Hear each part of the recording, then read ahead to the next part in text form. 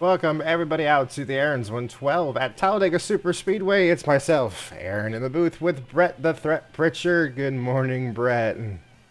Good morning. Did not know you were sponsoring this race. Apparently, no, it's the furniture company that stole my name. So we have Allen and Bledsoe with a healthy points lead going into the final two races of the season, and he's looking just to get through this race with a clean set and get that championship trophy, because there is a chance that he will clinch the championship here today as long as he is not involved in any chaos throughout the race itself.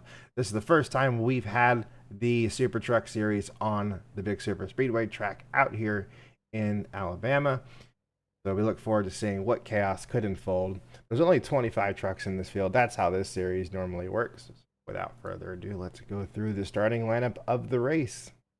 Yes, but with about 20 of these drivers have never seen a super speedway, so Never seen the Super Speedway, but that's not going to stop some of them because look who's got their first pole position on a Super Speedway.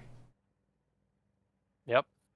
We got Lillian Yoakum in the Dirt Media #4 truck next to Sierra Miller trying to stop Bledsoe from clinching the championship. This is the first female front row we've had for the season, so both of these ladies have locked it out and shown up to the boys what they can do in terms of speed. Row number 2, Alan Bledsoe, your points leader, is starting in P3 next to Speedy Quinones, his teammate, in car number 99. Then we got Michael Stutter and one that has plenty of super speedway experience, and Ryan DeLuso. Starting the race, then behind them in row number 4, we have Travis Miranda in the Valvoline number 35. Starts next to Abby Jones. She's in the Sour Strips F-150. Then we got Alex Tanker and the 29 of Connor Meir. And starting the race from row number 6, we have Don Jones. He's starting to the outside of Rob McPherson in the Pennzoil 78. He is starting in the 11th position. Then behind them, we got Marissa Miranda and Cody Erickson. And starting directly behind them in the safety culture number 96, that's going to be Robert Martin next to Sean Reeves. Then we have the #1 truck of Brandon Dempsey next to the 51 of Travis Page. Scott Porter in the Ghost Hydration 91 starts to the inside of Team Skittles in the 27 F-150. Then we got a team row lockout of John Cittadino and Joseph Ernesto. And starting right behind them, we have Jeremy Henley in that yellow Ernesto's number 92. Starts to the inside of Brandon Walter in that private label Team Hype number 09 machine. And rounding out the field, we have the number 77 of Nexus Racing. That is Robert Johnson starting at the back of the pack. Now, the trucks are going to look a little bit different going into this race. And if you look and see that these spoilers have the ears on them, we are racing the Super Speedway package here. That is a little bit of extra downforce. They also have the shark fin that goes all the way down the bedside of the driver's side of the truck, right behind where it connects into the chassis. All of this is to help stop with the trucks flipping, keeping the trucks going pointed in a straight line, make it easier for them to handle, and have all the rear downforce on the back of the tires. If you're new into racing, downforce on any corner of the vehicle specified on the rear of the vehicle here is more grip on the rear tires. It makes it easier to drive. So the package at this high-speed track where they're going to frequently be running at a constant 180, 190 miles an hour, they need that stability. Yeah, absolutely. And thankfully, these trucks are safe enough that if we do see a truck decide to take flight, eh, driver should be okay. Heading down the back straightaway, this will be the singular pace lap as we head around the large track here. 2.5 mile racetrack. Second, tied only with the other two of Daytona and Indianapolis Motor Speedway, the biggest tracks on the schedule in terms of their overall size. We'll have 30 laps today going around the Super Speedway. Alan Bledsoe going Yeah, into this race having that 22-point lead is going to be the one that we're going to be keeping an eye on the most. His chance at winning this championship and locking it up. Had a stellar season, only driver with repeat wins in the season. I think the math is basically Abby has to have a really good race and Bledsoe basically has to crash, right? It's basically the math. I'm getting the confirmation from that to see what we're going to be here soon, but we're about to get this thing underway. The pace car is down on pit road. It's up to the flagman to wave the green flag and tell Lillian Jochim when it's time to go green flag racing. Heading into the United Rental start zone. Here we go. Green flag racing out here at Talladega. An immediate defense Bledsoe's, down to the inside as Bledsoe tried to make that move. I was going to say, Bledsoe was poking his nose into the middle there for a second. 3 wide in the back already as we're racing around. That is Citadino trying to get some early position, shooting between the middle of the 91 of Porter and his own owner. Another line Yeah, trying to be formed on the outside. Don Jones making the move to the outside there of Connor Mirror. with half the field that we're going to see in the Premier Series, I'm curious in how packed these trucks will stay. Will be interesting to see. Sierra Miller kind of struggling there on that outside line, dropping back a little bit. If she goes too far, Bledsoe can make a move. There isn't a lot of laps here, so there's not going to be a lot of fuel saving. There won't be a lot of riding around. It's going to be just a charge to get to the front and get those points. As actually Sierra Miller leads that lap thanks to the help of Daniel Quinones. There was a huge push coming through the tri-oval on that outside lane. So I'm pulling up the point system here for how it works in the truck series because it is a very tight point setup here. Now, it's a 22-point lead going to truck number 50 right now, and the most points you can get in one race is 27 points. That's pole position, fastest lap, and race win. 27 points. So, as long as he has a 27-point gap by the end of this, he is the champion, and it would be locked up for him. We also just had a huge checkup mid-pack there. Yeah, we were 4 wide for a split second. That's because the 96 there, Robert Martin, fell out of line. There's a bump there coming out of the corner. If you hit it just right, it'll scatter the trucks around, and that's really severely hurt all of the trucks behind him. Yeah, they all, I don't know what's going on here, but they all need to settle down and get back in a line, especially that 10 truck of Abby Jones. She cannot have a bad race.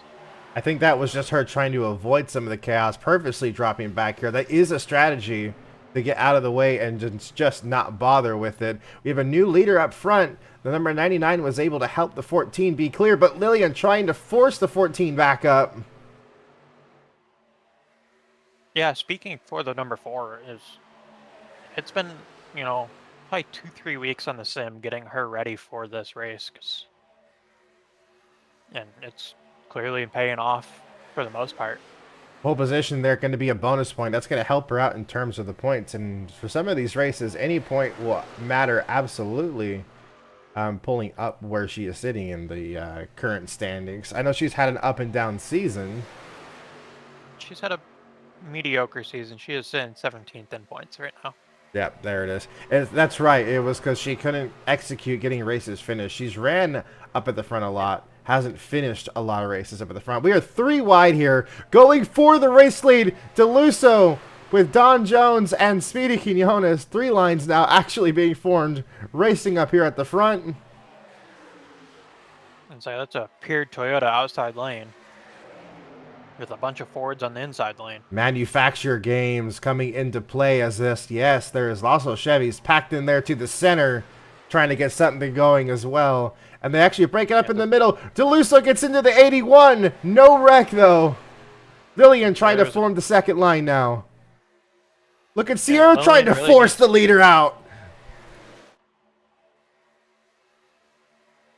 Michael Sutter just jumped to that middle line right behind Lillian to try and get around the 50 truck, so. What's it like to be in the side of the middle of the pack here? Let's ride on board with Ryan DeLusso. He's being squeezed on both ends.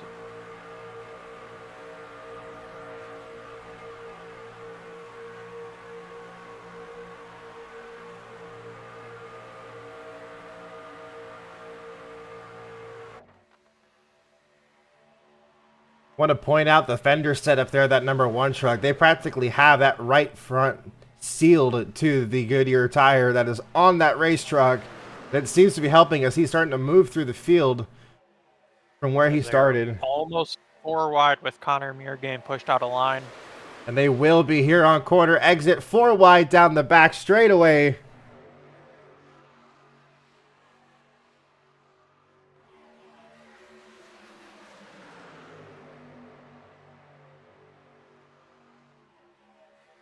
We saw those couple trucks get shuffled out of line and out of the pack, and they have worked their way back into the pack as we see Citadino and Travis Page working their way back in.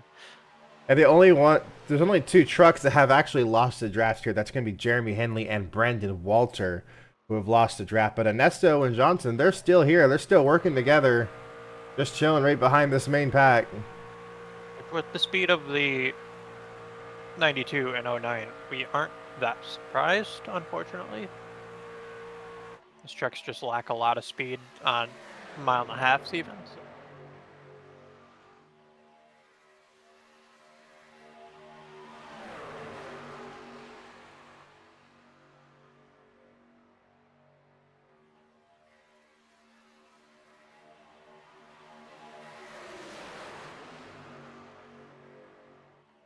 That or there almost got pushed out of line there because, yeah, DeLusso, we both look at the same thing that just happened. I don't know if DeLusso just was getting antsy or was oh no, to make he is pushing lane. Stetter down. Yeah, yeah. Now, and here's the 3rd lane. Ton of speed out of Ryan's 5 truck. Yeah, Ryan's just looking to get back to victory lane. I don't think, has got to victory lane this season in any series. I think you might actually be right with that. Pull up Ryan DeLusso's 2025 stats here. Let's see what he's got going on. Yeah, for this season, he has won in the Pro Series. That is the only race win he has for the season.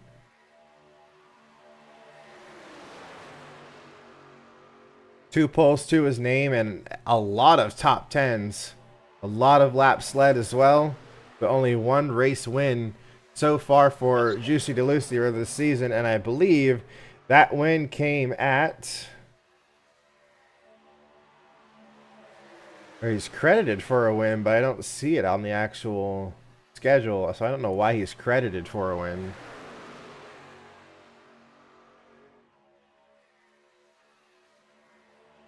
So I guess that would be then correct. A winless season then.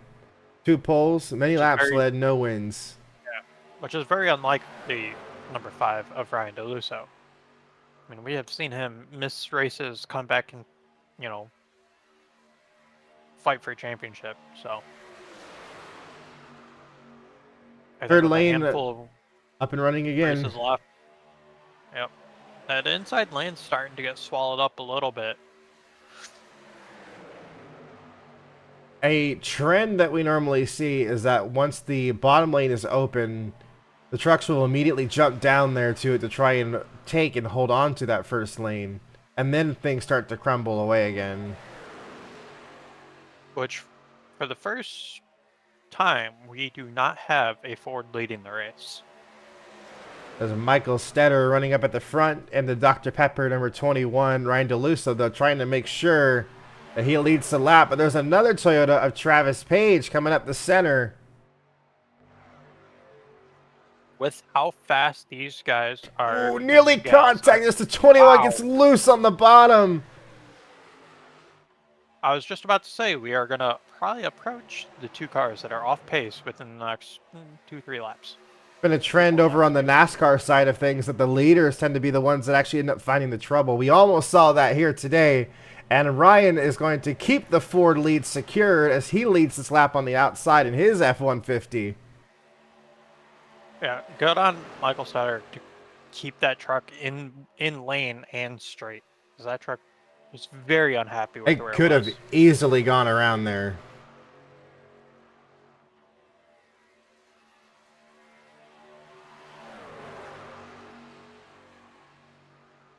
And we didn't really get a good look, but that could have been because of a push gone bad. And we've seen how aggressive that 4 truck of Lillian has been.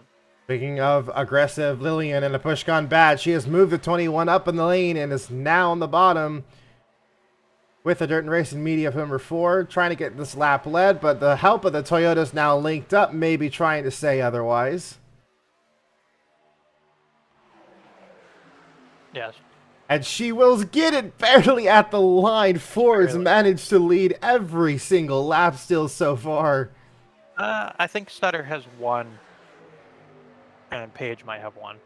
I wouldn't be too surprised, but at least from where we've paid attention. Fords have been dominating this race. Speedy Quinones again with the help, and now, oh, with the lap traffic coming out of nowhere.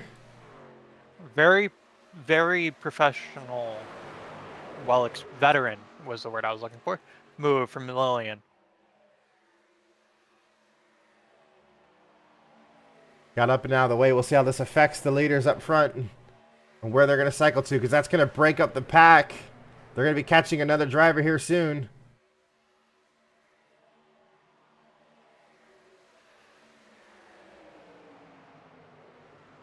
And there it is, the Toyota. They're going to split the 92. And that's going to actually put Connor Mir to the lead now, passing his teammate there. And there's a couple of the black and white trucks there on the outside. Miranda's going to cover that. Point out what this has caused, and Alan Bledsoe is back down to 16th right now. With plenty of racing to go, but he is back as far as we've seen him drop. And this reverses where they are in terms of the points. Abby has an opportunity here, if she can win this race, to get a massive multi-point dig at the championship run if Bledsoe can't manage to get back to the front. What it actually looks like, that 92 might have fallen himself into the pack somewhere.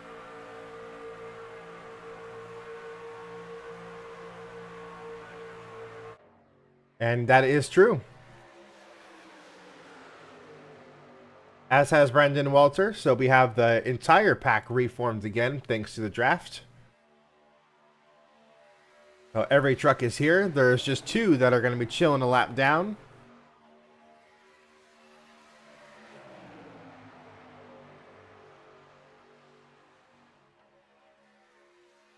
We see 4 or 5 Fords lined up on the outside lane there. 4. So we'll see what kind of pushes they can have going on. A little bit of a wiggle there between Jones and DeLusso.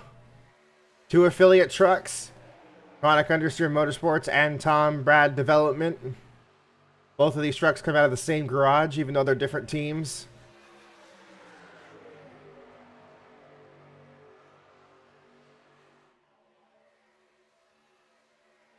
I'm noticing the IRM and Noon Racing trucks are back to back right now.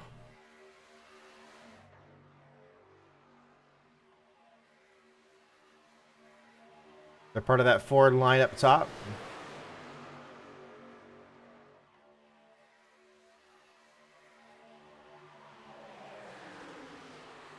Train racing. Do not come out of the same garage. But I gotta give Ford credit here. They have done a great job at dominating this race.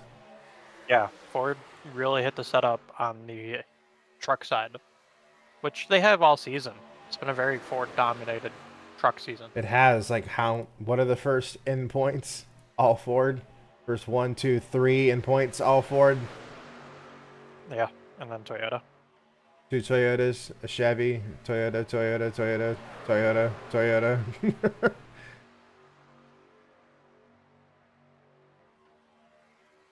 Third lane, trying to be tempted there with the lap traffic. That's Daniel Quinones actually trying to work with Brandon Walter, the lap Chevrolet, to create that third line. And it's working so far. They're picking up some places.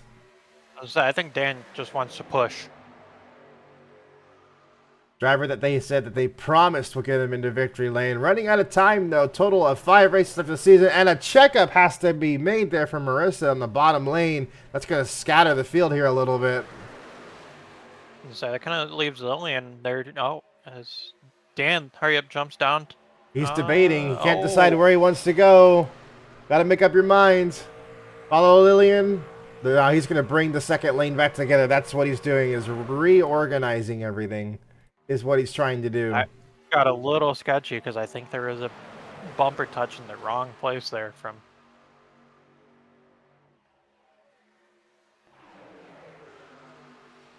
With Sierra moving the 09 up.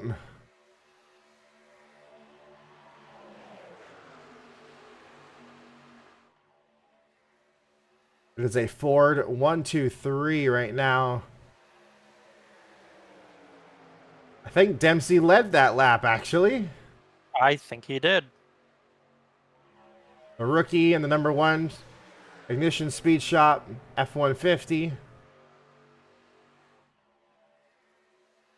Another one of the drivers that transferred over from the weekly racing series, getting the immediate shot up to the full body trucks. Struggled to adapt to the trucks. And not as good as we've seen some of the others, but plenty of talent still there.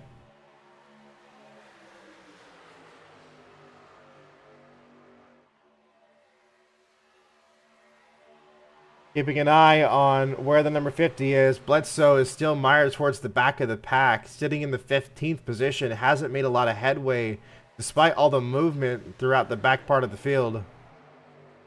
Yeah, he's kind of stuck just where he's been at ever since getting dropped back.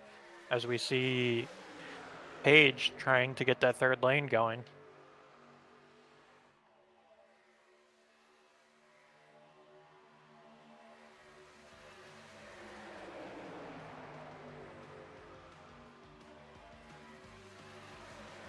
Yes, I think we do have the third lane forming up front.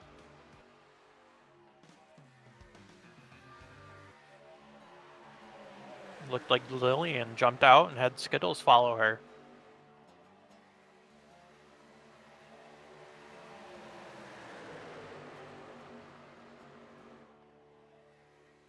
Yellow Sled moving up here with that third lane, and they are moving. They got a big pusher of the 78, and yet Lillian again, loved that. pole sitter gets back to the front. Question is, will she dip down? Let's see if they can keep the pace going. They're starting to fall back a little bit here. Have a couple more trucks gathering, and that inside lane starting to split every which way.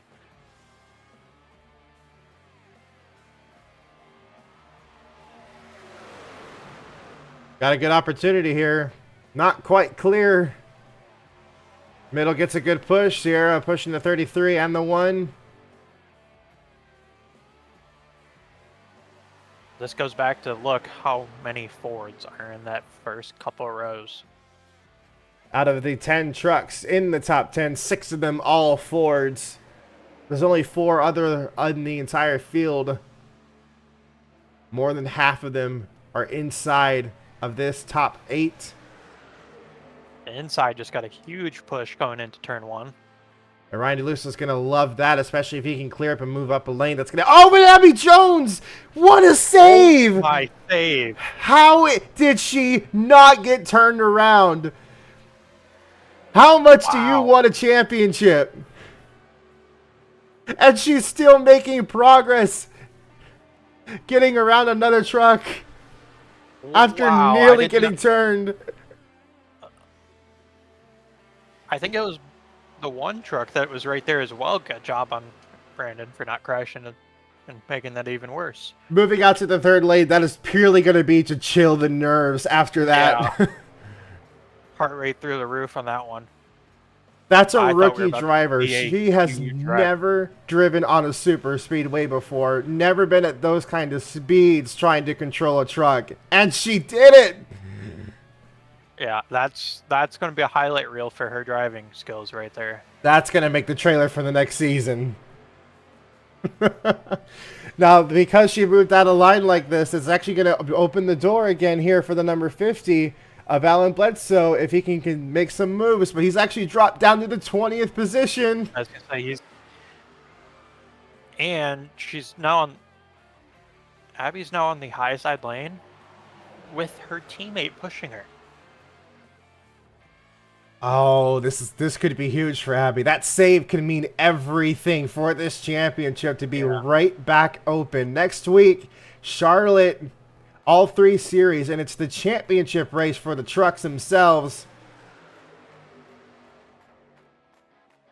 That truck being moved out of line there, that is the lap traffic truck of the '09. Brandon Walter just being moved out of the way, and more contact down the back straightaway once again. This time it's the 78. And Abby Jones to the point. Yeah, the outside lane had a huge run after that little bit of contact from the middle lane there. Tom Brad Development 1-2 with their affiliate truck sitting there right behind them. The Fords are lining everything up with 8 laps to go. 3 wide with tons of chaos behind. We still see another Ford and Skittles on that outside lane with the one truck coming back up. Do not forget, this is scheduled distance racing only. If we get to the end and there's a caution, we have no overtime rules. If it ends right under caution, now, it ends under caution. the bonus point for fastest lap will go to the one truck. Brandon, look at that. So both of your teams getting their bonus points for the pole position and fastest lap, at least at the moment. Which is very unlike IRM and Noon Racing. We are not super speedway. 7 to go here, and it's 3 wide with the Ford still. How about this? The top 6, all Fords.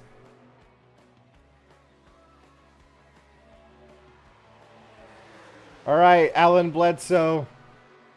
If you're going to start making moves, now is the time to do so. And he has moved into the middle lane, and he has gotten out of the bottom lane now. And he's going all the way up to the top. But he's far enough back where he's gonna need that draft. Be curious to see. I wish we could do split screen on these. I would love to watch both of these trucks. As we have Abby and Sierra holding the front down, with DeLusso and Rob McPherson right behind.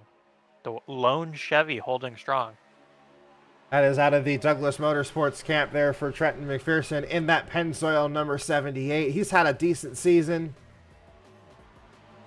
Not running in this championship, but he has made his name known. He wanted to come back to this series to get his bearings again, get some good success, and it's worked out for him. Exactly. I think that's anybody that's coming out of the Douglas camp. They've just struggled in Premier for the last couple seasons, and they're all talented drivers. Keeping an eye here on the number 99 there, Daniel Quinones. Sierra working overtime, trying to block that lane from forming. Went up there just to aero block and stall the third lane speed. Trying to help her teammate out the best she can. Got some fellow Fords around because they know that they have a chance at getting Abby a really good shot at the championship here if they can have a good couple of races. Sierra's not only doing that for Abby, but doing that for herself as there's contact between Connor Muir. Connor almost got turned around and saved it there on the apron. If that had been another 30 feet forward, there's a bump, and I'm pretty sure that would have sent the 29 around. Cinedino making a storm on the third lane now with Chevrolets in tow. And look who's joining in with that third lane. Alan Bledsoe. Trying to get himself back up to the front. But the third lane's already starting to stall out. I say that, and they start moving forward again. It'll stall in their corners. We'll have to see how well they can do, but these are the positions he knows he needs to gain. He has to pick the correct lane at the correct time to continue progress through the field. As they are all under a blanket again.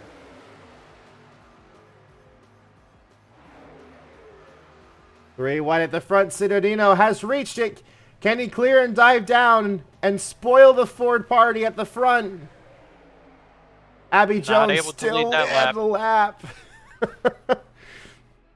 But Sierra just got a huge push going into turn one.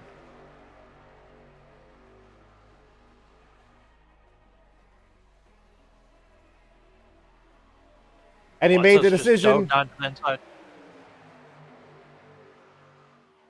He gained 5 positions by making that storm through the field. Went from 20th to 15th, but that's 5 points.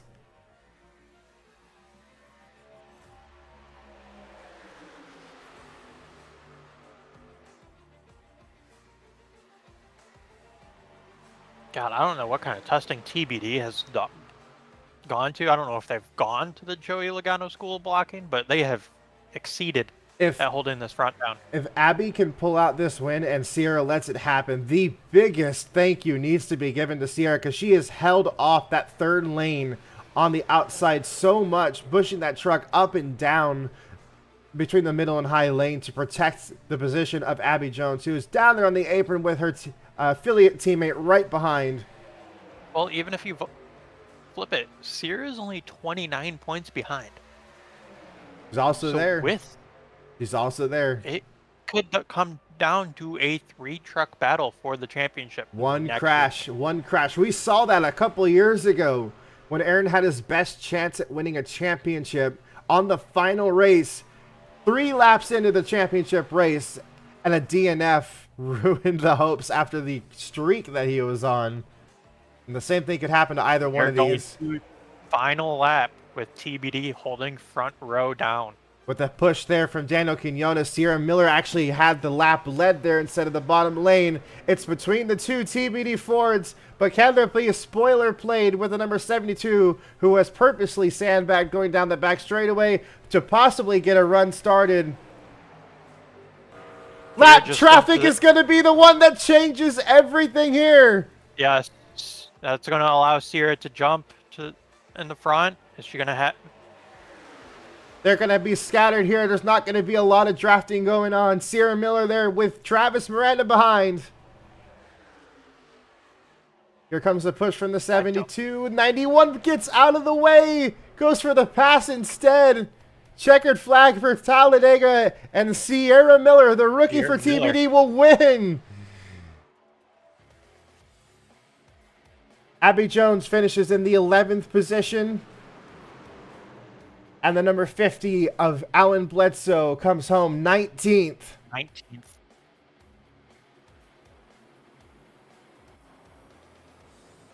That is really going to push it down to... It should be a 3-truck battle going into the final race. That is going to be wild. TBD will have a 66.6% chance of walking away with the championship. Waiting for the official results to come up. A couple more trucks need to cross the line. There we go. We were waiting for the straggler in the back.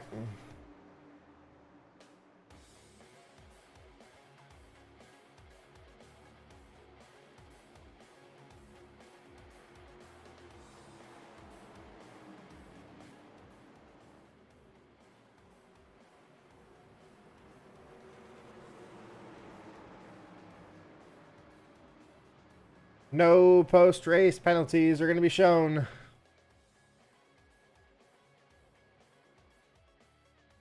And here's the important part. It was Alan Bledsoe that led this thing by 22 points over Abby Jones, who led many of the laps from this race. In fact, she led the most laps of the race before dipping down there towards the back. And then Sierra Miller, who was back by 29 points as we went into this, who took the race win and gets that bonus point as well. And the championship has been entirely closed up and a switch has happened. Alan Bledsoe leads by 5 points going into the final race next week over Sierra Miller.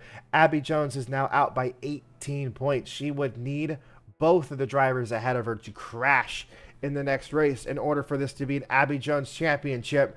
But the difference here could be Sierra Miller and Alan Bledsoe having a 1-2, and the tiebreaker would go to Alan Bledsoe with the race win. If Sierra Miller wins and Alan Bledsoe finishes second. This also means that Sierra could go back-to-back in the weekly series. Definitely could. With her winning the weekly series championship, and then with the scholarship ride that she is currently running, this was the FARCA paid truck for winning the championship. Backbone, subscribe, thank you. So there's a chance here between the Reckless Racing Ford or the Tom Brad Development Ford. Sierra to go winning both of her championship seasons would be insane as a rookie driver. She has the better average finish than Alan Bledsoe by 2 positions. That would be enough for the championship.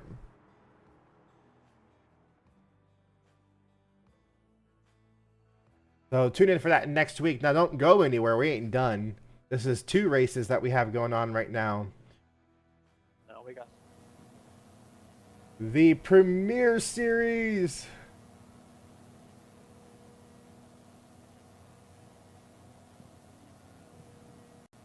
Because we're about to do the next chase race, which that's going to be a lot of fun.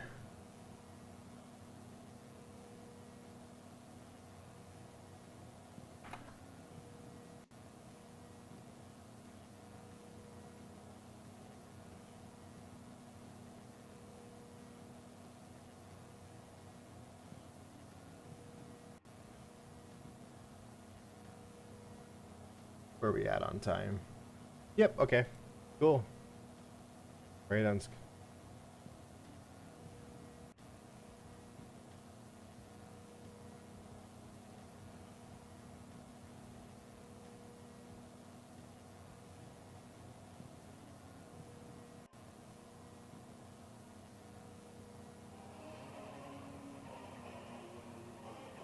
All right, they cannot hear us. There was that Abby Jones' save was incredible.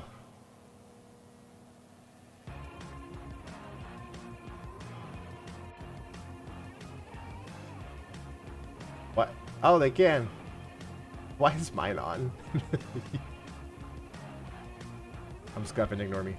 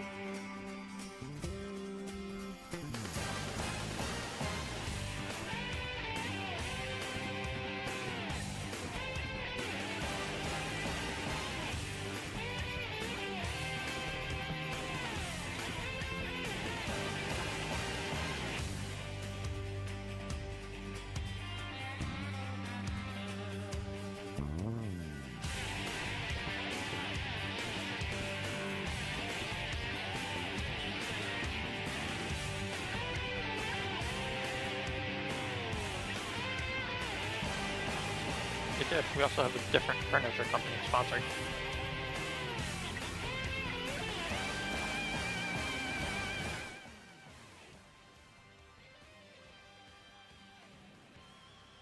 Welcome everybody out to the Ashley Furniture 199 at Talladega Super Speedway. Our card is a little broken here, but oh well. Heading into the 2.5 mile super speedway race, chase race number 6 out of 8 for the season for the FARCA Premier Series. All 45 cars in the main field are going to be able to race. Not an open race for open participants, but since it's a super speedway, everyone who shows up races, and it's going to be the full-time drivers of the main field, so no drivers going home. 45 cars on the track. Myself and Brett still in the booth from the Truck Series race, which we just saw. The shakeup in the points there with Tom Brad development.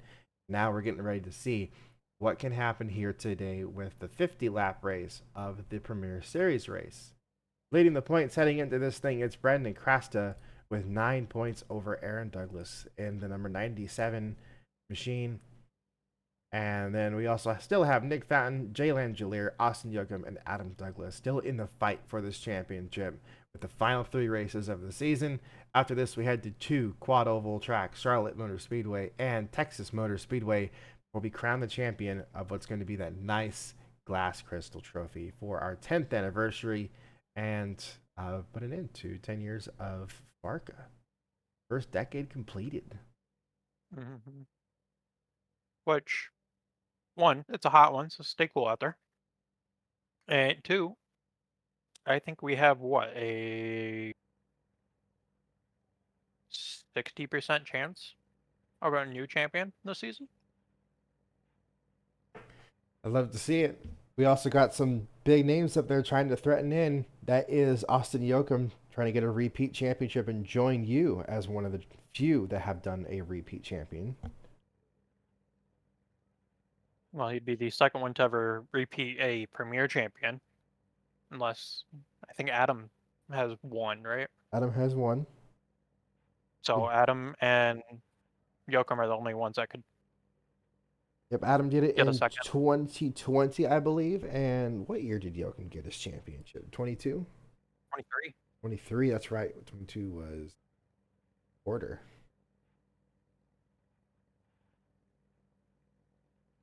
All right, so starting lineup of the race. Let's go through all 45 of our drivers and where they're going to be starting up on our grid.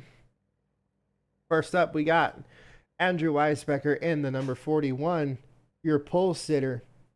He's in the safe flight number 41 Toyota. It starts to the inside of a surprise driver to be up here on the front row. Greg Graziano for Douglas Motorsports puts the Golden Corral 27 up here. Yep, just following. We got Speedy, Daniel Quinones, and then after a strong trucker race, we have Ryan DeLuso. Then it's your points leader, Brandon Crasta, in the 5th position. Starts next to Adam Douglas, another driver in contention for winning this championship in the chase field. He starts 6th. We got more reckless cars and Jay Langelier and Zach McAdoo running. Then it's the Ford of Dylan Tutchin in the number 69. Starts to the inside of Aaron Douglas in the Yahoo 97. Then we got, I hate to say it, but another surprise, up front starting in Arthur Xavier and then Brad Hughes. Running in the race from row number 7, it's Austin Yoakum. Another contender for this championship run. Starts next to Sammy Cobb in the Elite 77. Then we got Connor Muir and then Rob McPherson. Deacon Jones is in the number 28 car. Starts alongside Tom Jones in the 18th position tonight. Jacob McMillan and Dakota Caudill running out the top 20. Kenny Mumbura in the number 82 machine for Rebel Racing starts next to Noed Patwary in the number 26. Then we got Simi Weathers and Dylan Young with a good qualifying effort. Brett the Threat Pritchard, the Caution Cone 44, starts in the 25th position next to John Cittadino in the 72. Right behind John, we got the affiliate car in Joshua Lockhart, and then the Fountain of Nick Fountain. Marissa Miranda in the number 32 machine hopped out of the Juniper Motorsports truck, gets into the Fox Racing number 32. She starts 29th tonight and starts to the inside of Justin Osborne in the number 79. We got Makoto Kino and Andy Bewley. Justin Franklin in the Interstate 25 starts next to David Walsh in the 56. Another all-female row in Mariah Douglas and Caitlin Muir. And starting from the row behind them, we're going to have, make sure I get this lined up right, Rob Kreider in the number 38 machine and Quinn Izzo in the number 15 for TXS. Some missed setups here, and Chris Davis and Joseph Anesta with bad qualifying efforts. Tim Salmon in the 51 just announced his retirement. Wish him best. I hope he has a good race. Starts next to Jeff Cannon in the number 81 machine. Which means, rounding out the field, not going home, we have Lizzie Wesley and then Travis Dawson and Elias Nassar. Those are the final of the drivers. We got here 45 of them.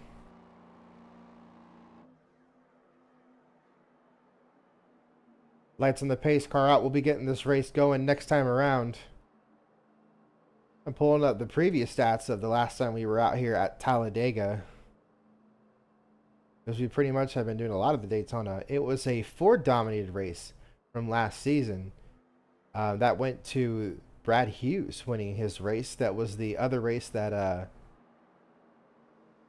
Tom Jones Racing had that year before they were rebranded to TBD. Trying to keep that in mind. Ryan DeLuzzo actually had the pole for that race as well. So Ryan was really good at Talladega and super speedway racing in general. Driver starting third today. Had the I pole think last anybody year. DeLusso, Brad Hughes, Tom Jones, even the TBD camp, we just saw what Sierra Miller and Abby Jones can do in the trucks.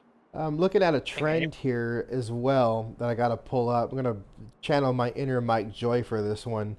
Every manufacturer who got the pole for Talladega and FARCA in the modern era has went on to win the race. So, unfortunately, we're going to see a Toyota win. So that is the trend, is that we're looking at a Toyota win, if that stays That's true. unfortunate. And it's always been a different driver as well. But it stayed within the same team, is the other fun stat for the past 3 races. We've seen MGR pull and win with 2 different drivers, and then TBD pull and win with 2 different drivers. So does that mean we're going to see a Nick Fountain win? If it was last season, that would not be true. DeLusso was on IRM last season. That's right. That's right.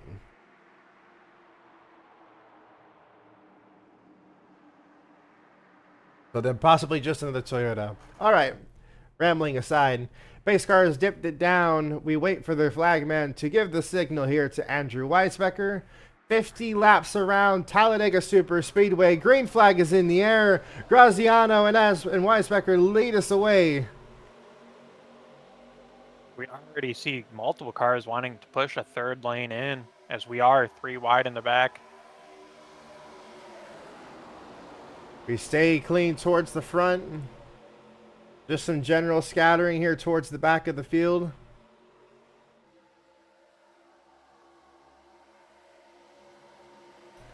Just like the trucks, these cars have a different package on them. Lusso and Adam shoot out to the lead. An immediate 5-position gain going out to the Chevrolet, the Grip Chassis 40. And he's got a couple drivers behind him that he is very good friends with. Zach McAdoo and Aaron. I know we're super speedway racing, but Justin Osborne's up 17 positions. 17 positions. What a fire off there for the Denso 79. 3 wide in the center here with this teammate.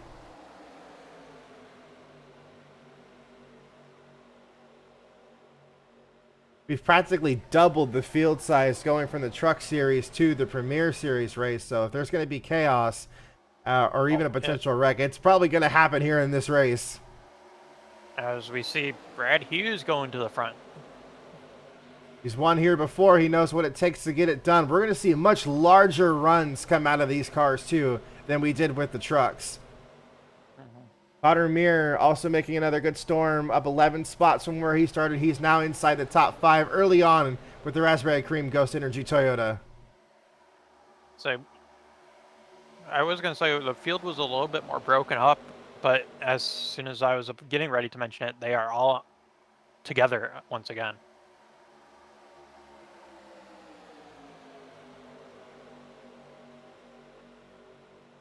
Rob Kreider actually just grabbed the fastest lap of the race so I far. noticed that, and this is a driver who has been all over the country this week to race. Was in California doing rallycross, then went to Nebraska and did SCCA's national racing for autocross there in their championship, and is now out here in Alabama to race FARCA. Yeah, he's getting his feet wet in every form of racing he can. On dirt, racing on an airport and a temporary course, and now on a super speedway. This is just a driver who loves to race. And he's all the way up to Yes, the top 5 now. As which we've Dylan Young seen, is at the point. rookie into FARCA, and we've seen, a couple breakthrough races for him. And to the point, being pushed there by the 92.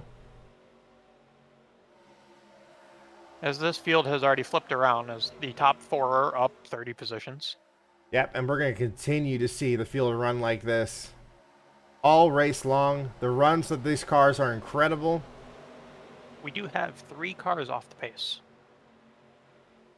Those cars towards the back that are running out, that's Jeff Cannon, Travis Dawson, Elias Nassar that have lost the draft.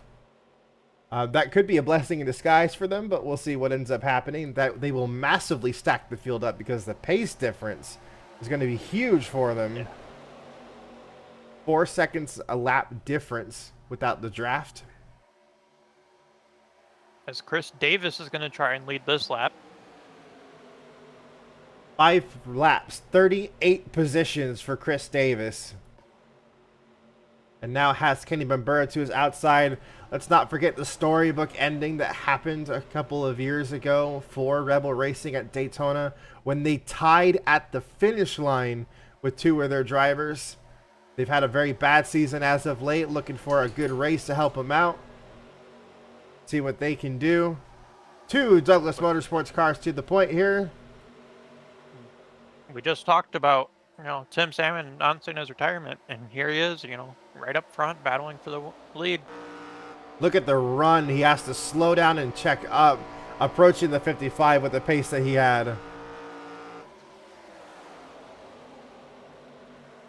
Let's go on board with Caitlin, who has been pushing cars quite a lot. And once again, sending the 82 to the point.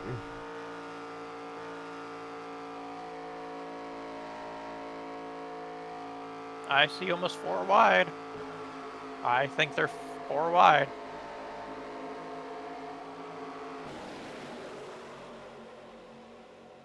And they are absolutely stacked up.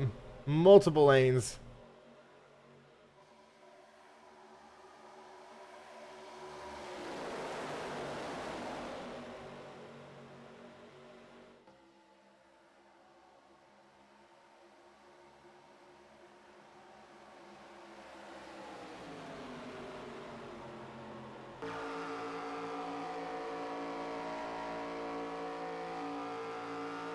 What we're seeing here is drivers practicing timing for the finish. They let the 41 get out ahead to see how much of a run they can generate before they get to the finish line. They haven't ran at this track yet, and that's all that really was. 4 wide, though, towards the back. The 25, 29, 79, and 15, all of them were stacked up. 4 of our 6 cars going for this championship are all in the back.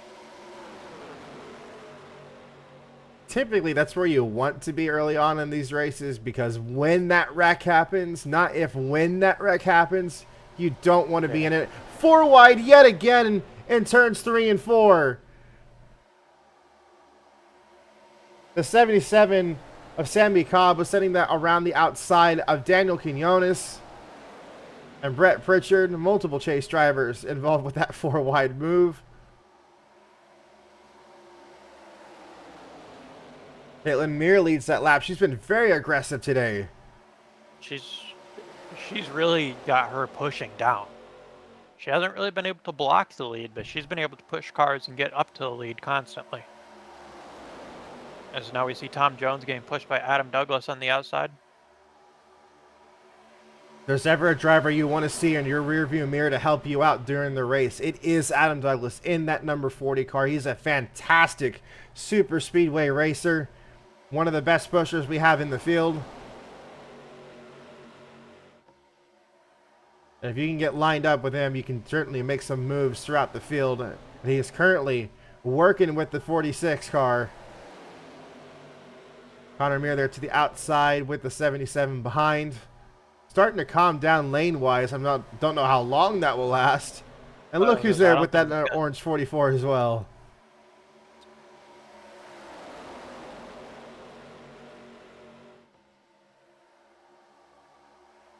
Oh, seeing the 44 up there, that just means the wreck's going to happen up front. Your lane starting to be formed there. That was the number 75, the Flex Seal car towards the back of the field. As we still see Jay, Austin, and Brandon all kind of hanging out near the back. Along with Aaron. Aaron's trying to make a move here. Maybe just trying to steer clear. 56 wiggling on the apron. You don't want to be touching that in these cars. Huge wiggle from the 56.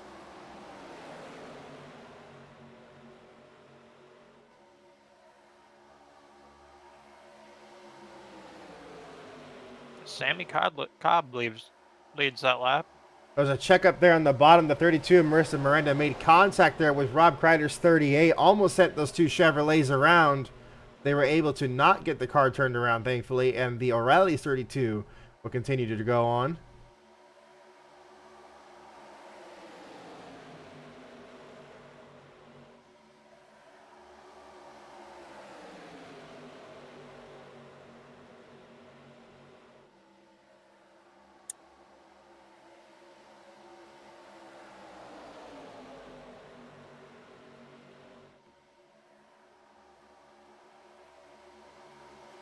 Greg Graziano has got himself back up to the front. And they just haven't been able to get all three of their cars up here. Trenton's actually kind of moved further back to the lower 20s. Seen a lot of these smaller teams, though, enjoying running up front this race. 4 wide here for the 5th position. Yeah, that was... It's a little too early to be pushing a 4 wide like that yet.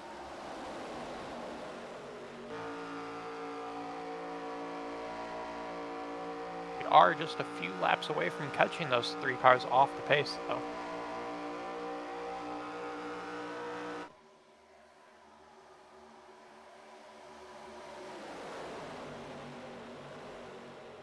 Connor Muir and Adam Douglas at the front of the field now. Two of the chase drivers. Now Rob Kreider trying to help push the fellow green Chevrolet. Adam goes down in front of the 29 instead. I was going to say, that's a very aggressive front 4 cars up there. Kreider leads yet another lap. Sure, he's having fun enjoying this super speedway thing. This is only his second ever super speedway race.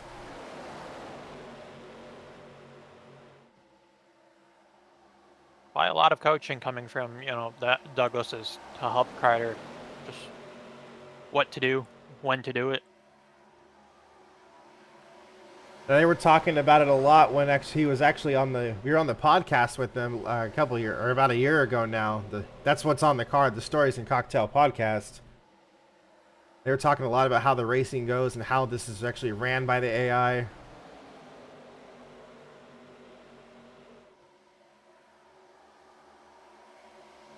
As there isn't really a formed lane going on right there. No, everybody's there every isn't. which way. 4 wide yet again. Wow, what is that? The 84 car just got a huge run to the outside. It's Andy Bewley. No, sorry, that's Kenny Bambura. Oh, she's with the teammate. That is what's going on here. Andy Bewley and Kenny Bambura. Andy was one of the drivers that tied it. 2 lanes of 4 wide. And it's working for him. It is, for the most part. It's allowed that top 12, 13 to break apart, though. They'll catch back up.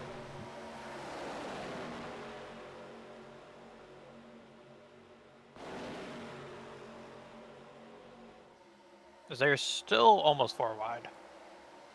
The speed of the second pack will be faster than the speed of the first pack. How about our leader? At the point where it's calmed down at that first front pack. With Fords, 1, 2, 3. 3 different teams, all Fords. That second field already being joined in.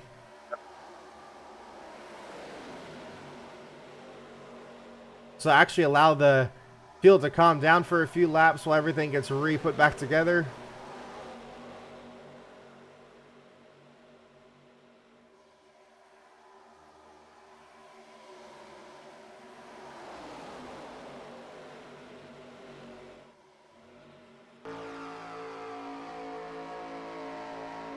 They are within 10 seconds of those cars off the pace.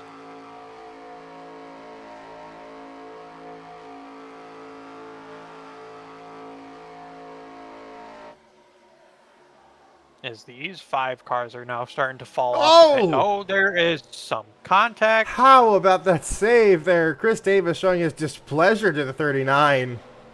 Yeah, it's going to make them fall farther off the pace, though. And that's not what Nick Fountain wants going, he is still in the fight for the championship. We've been strangely lucky with catching the incidents this race. Makes me Yeah. fear that we're going to be seeing the big one unfold right in front of us when it does happen. Yeah. We're going to catch the big one live with how we've been able to catch these. And we have Tom Jones to the point. Back up at the front again. He was there earlier there with Adam. Austin Yoakum has done a good job of getting back to the front of this pack. Just chilling as the last car at the tail end of the bottom lane. Yeah, we've talked about it time in and time out. He is one of the most patient drivers we have. And How about on the an very impatient opposite side, driver rocketing on the outside, though?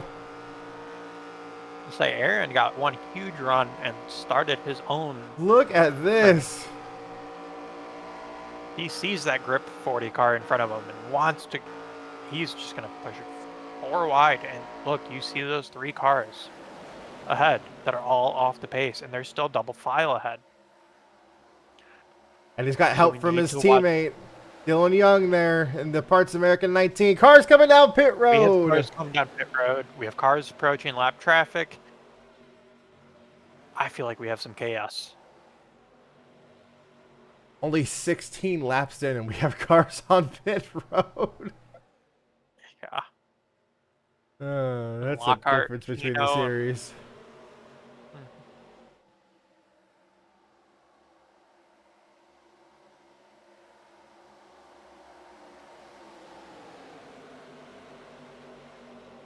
All right, so this should be a 2-stopper then. This is where things are going to get interesting, getting around these slower cars.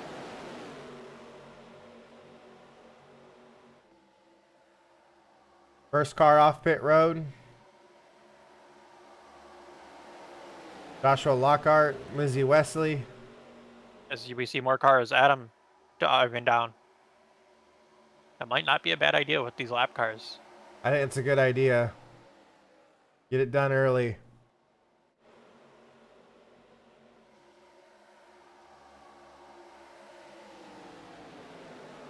As we have Dylan Young and Justin Osborne and Rob McPherson top 3 as of right now.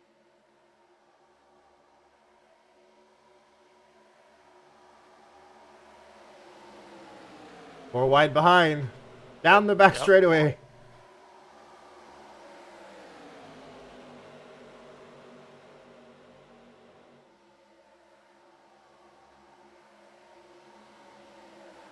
See who else comes down the pit.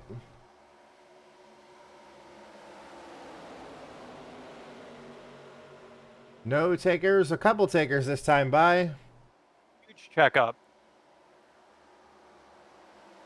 That was a huge checkup on the inside lane because of that. Yep, Elias the Stars when they brought that down. Aaron leads his first lap of the race.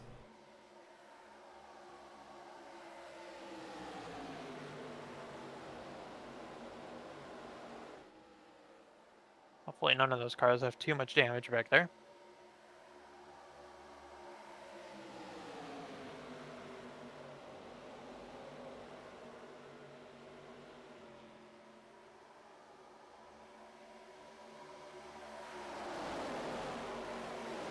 they're pushing it 3 wide again up front.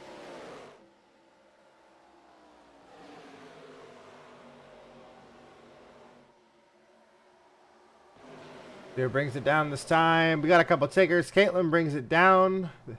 Cannon brings it down, and a couple others as well. Which it was just also announced that Jeff Cannon will not be coming back to Meyer Gazoo Racing. Now that one's been in the rumor book for a while. Sorry, that wasn't Cannon that came down. That was Justin Franklin who came down in the Interstate Batters Machine. Quick pit stop there for the Caitlin Mirror crew. It actually was on the slower side from what we have been seeing. Oh, seen quick. Where is the 81 at? I There was he is. also on pit road. Oh, he was. Look at that. That was a slow pit stop there for Jeff Cannon's crew. A 9-second two-tire stop. You do not want to see that. All 3 MGR cars had a slow pit stop. Shambles for the MGR team. As Brad we have, Hughes, I think, Aaron and Connor. And Deluso. Now, the one out of these 4 I'm curious to watch is the 29 of Connor Muir, because we just watched all 3 of the other cars have really slow pit stops. It looked like Brad was playing some games with Aaron. Yeah, the AI will do that. They love to do that. And 870, yeah, not the greatest. Yeah.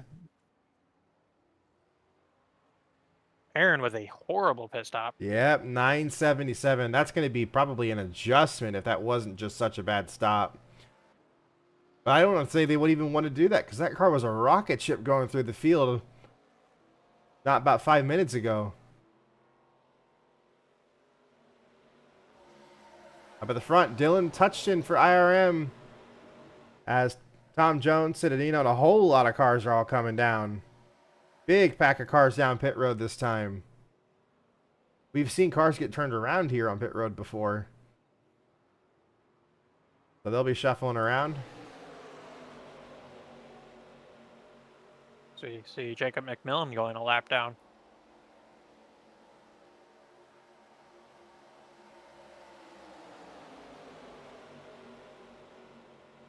The top 11 are the ones that have not pit yet. Psycho leader, currently Connor Muir. Got a couple cars helping race with him. So we see that big group of cars starting to work their way off pit road. This is where timing is going to end up being crucial for the end of this race. If we don't end up having a caution, that means the pack racing is out the window. And it's going to be about finding and forming groups, large groups being preferred. We have 4 cars left to pit. Daniel Quinones, Sammy Cobb, Dakota Cottle, and Rob Kreider are the last 4 that have waited to pit. It's possible they could one-stop it if they're easy enough on their cars. I think Rob's coming down now. I think Rob is maybe out of fuel. He's putting that thing pretty hard right now. I was going to say, Rob has huge issues. Yeah, Rob may be out of fuel. If he cannot get... We have cars stopped on the racetrack. We have cars out of fuel. That will be a caution. That is a caution. This is the gamble of drivers trying to make it to the end, because if they could stretch it out those few laps, that could be race win, not having to pit. Huge strategy call from multiple drivers that paid out, and not going to end up working for them, as Rob's going to need a tow back to pit lane so they can get fuel in that machine. And there's probably going to be some penalties assessed from the FARCA officials for these drivers that tried to do this, and as a result brought out a caution.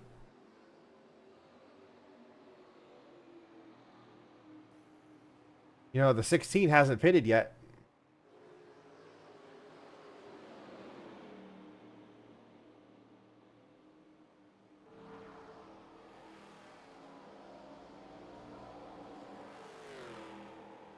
Wave rounds will be given to those that were not involved with the yellow. So Dylan Young, Rob Kreider, and Marissa Miranda will not be given wave rounds.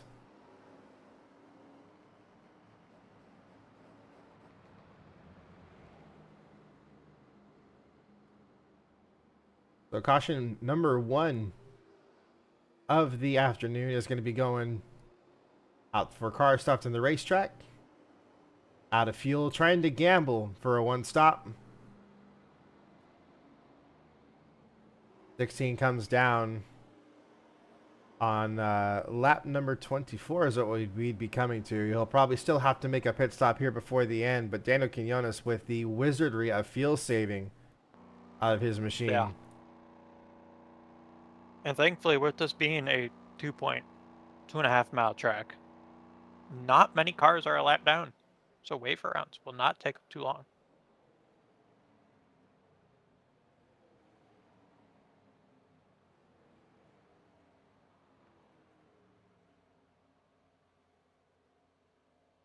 Yeah, just hit 10,000 FARCA triads.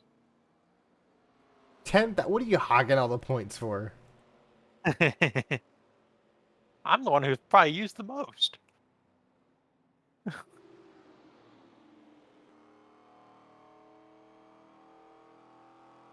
Let's see if Elias is pitting here or not. All right, good.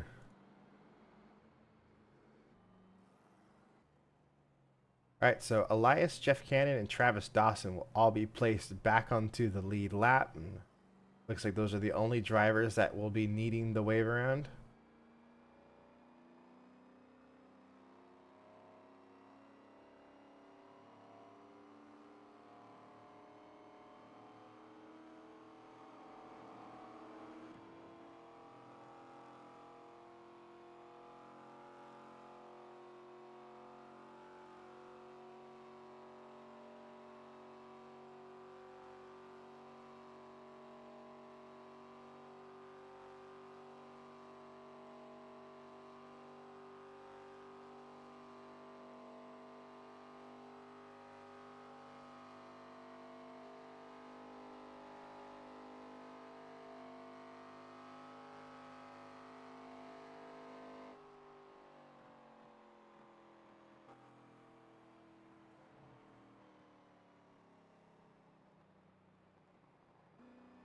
All right, very good. All right, we're just waiting for the wave rounds to continue. Keeping an eye on the last car as they're moving around.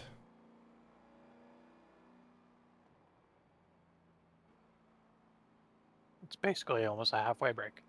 Pretty much ended up being that. This could change the strategy too because of the lapse of going on with this caution. Fuel saving will be in effect for all of the drivers, and that makes me want to keep an eye on Daniel Quinones. Could strategy be the way he finally gets to victory lane? Yes, but this could be the complete opposite. And this is going to stack every single car back up. Will we see a crash? That's true. And we know out of the two of us whose predictions come true more often. There's also the looming stat of after every caution we have, that is when the chaos absolutely unfolds, is the second half of the race. Mhm. Which, to further, unfortunately, that the cone car is in the top 10, which means it could be a very big wreck.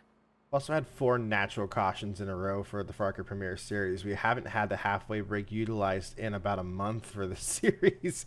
The chase has been crazy. Huh. You know what's crazy? I've been back in the booth for about a month. Get your cone out of here.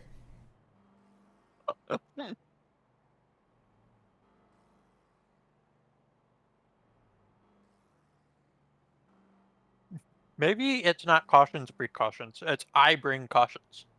I'm so glad you didn't say the words I thought you were going to say on stream. Oh, you mean cautions breed I was cautions? going to say I breed cautions. I was like, okay, Brett. Okay. No, I wasn't gonna say that.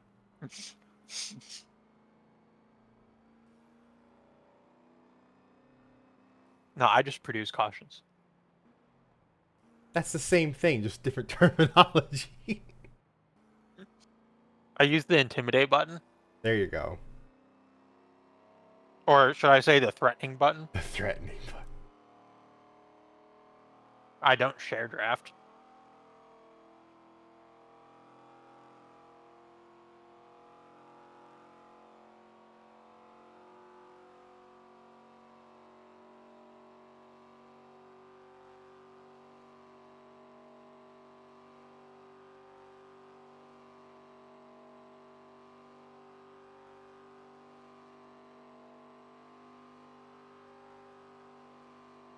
we did make a small point.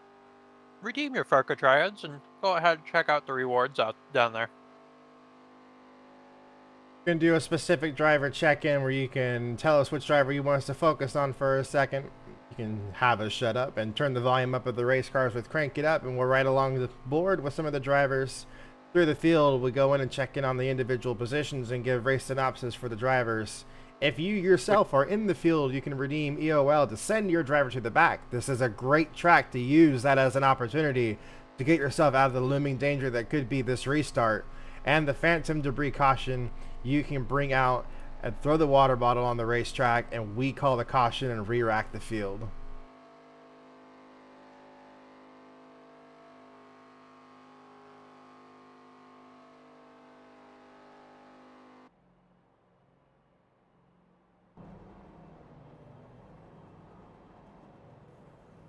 Cars are waved around, lights on the pace car are out. They are side by side. It's almost time to go back to racing here at Talladega. You guys look really good in the Super Speedway package. They do. Some of them really do. Your leader, Dylan Touchton, cycled around here on the race on the pit cycles and will lead the field back to the green. Fellow Ford there to the outside. Last year's champion, Noah Patwary.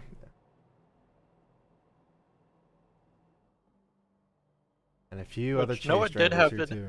Noah did have a small injury back in the Dover race, and it's already been pointed that he will not return next season. So he's just trying to grind out his last couple races. Hey, Scars dipped it on down. It is up to Dylan Touchton as to when he will bring us back to the green flag racing, heading into the United Rentals restart zone. Green flag is in the air. Touchton leads us out.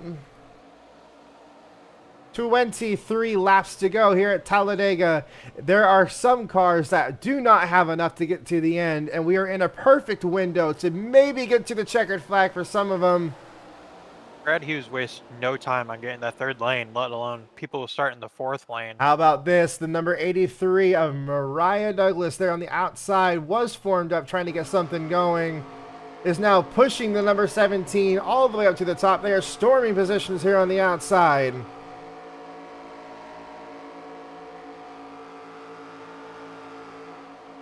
Oh, gets the 17 loose on the outside. That was almost disaster heading into turns 3 and 4.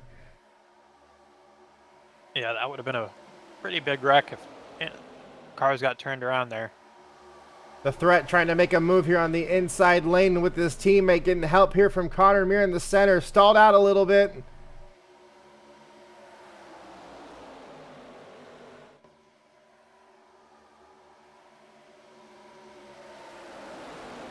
What's it like being in the center of the pack like this? Here's the onboard shot from Noah Patwary.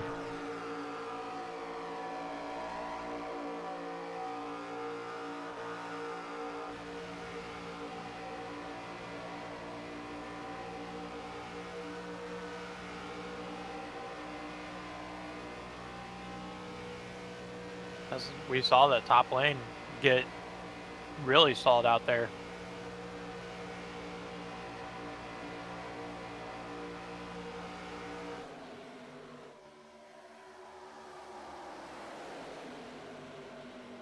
Hutchinson's done a good job at maintaining the bottom lead, stayed in control of this lower lane. Checking in on points here, Brandon Craster riding up towards the front. Aaron there further back in the field. That's going to help out his point situation, but there's still 20 laps of racing to go. So we see Adam up there as well. There's a strong race car there, the green number 40 Grip Chassis Chevrolet. Moving back up to the front of the field, bringing Osborne up.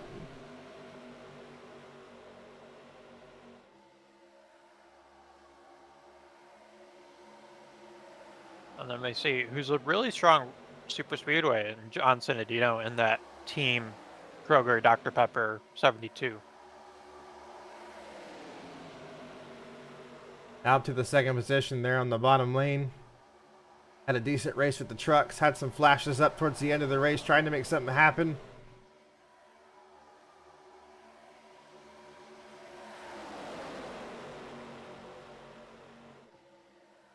which we kind of see it split 3-3 with the 6 that are still in the fight for the championship on where they're at in the field, either up front or kind of hanging out back a little bit.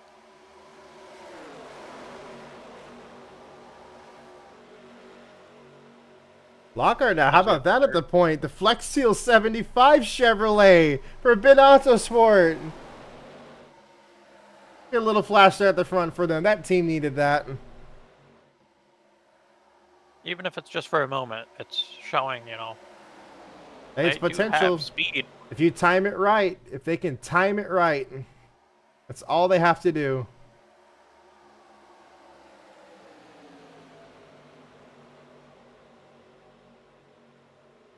Andy Bewley, big plate racer.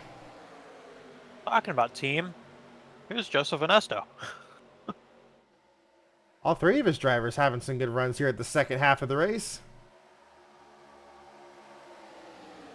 And I don't really know where Deacon Jones and Jay Langelier came from, but they had a hell of a run on the outside. Deacon Jones is up 15 spots now from where he initially started this race. Langelier finally gets his way back to the front.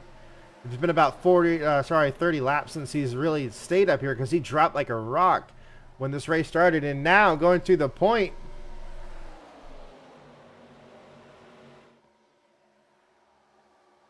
He is one of the drivers that is in contention for this thing. We got damage on the right front of the 26 of Noed Patwary, not slowing him down, but something happened in the field, and there was contact made with that Reckless Racing Rocket 26. Yeah, I don't know if it was in the field or if it was under caution or in the pits, but yeah, there is for sure right front damage on You that. can see that whole wheel being exposed there from the fender being pushed in. Doesn't seem to be slowing him up too much, though. Even when he's at the front of the field like this, that car still has speed.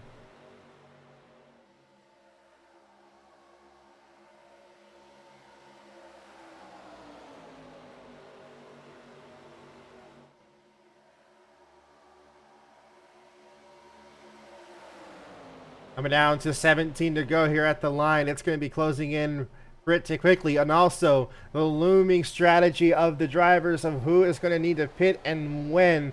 There are some drivers who pitted as early as laps 17 and 16. Likewise, the number 40 car of Adam Douglas, your race leader, Joseph Onesto. These are the drivers that pitted as early on as they did. Lockhart at lap 16. Yeah, we'll see if they have to come down versus the ones that have stayed out a little bit longer and the ones that have came down during caution. The driver that is for sure good to go to the end, there's only one of them. That's Daniel Quinones. He was able to make that thing stick out 24 laps and then ran under the caution laps as well. He is the only car that we know can for sure make it to the end, which is wild to say if he doesn't have to make the stop and finally gets that first win. Yes, but if he is the lone car on track, how fast will they catch him after their pit stops? Would it be enough to make up an entire lap, though? It's 37 seconds on pit road, 38 seconds on pit lane, and he'd be off pace. It would take some time. It would take some time. I think he'd be okay. Especially if the caution flies, because if a car stops, then he would for sure be good, because then he would be crowned the race winner. Speaking of the change, also with the point situation, Aaron is ahead of Brandon Krasta at the moment.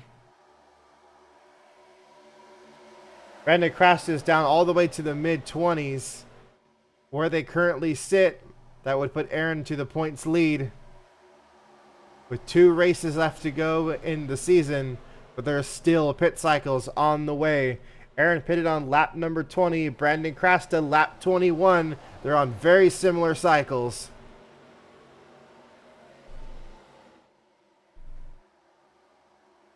And we have 34 cars in this lead pack, so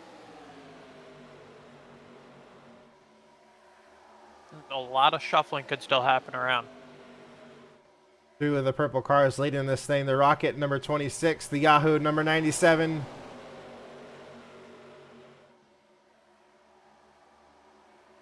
A little bit of a bobble there. Aaron got onto the apron, had to slow it up so the car didn't get loose. Caitlin Muir being pushed by her husband.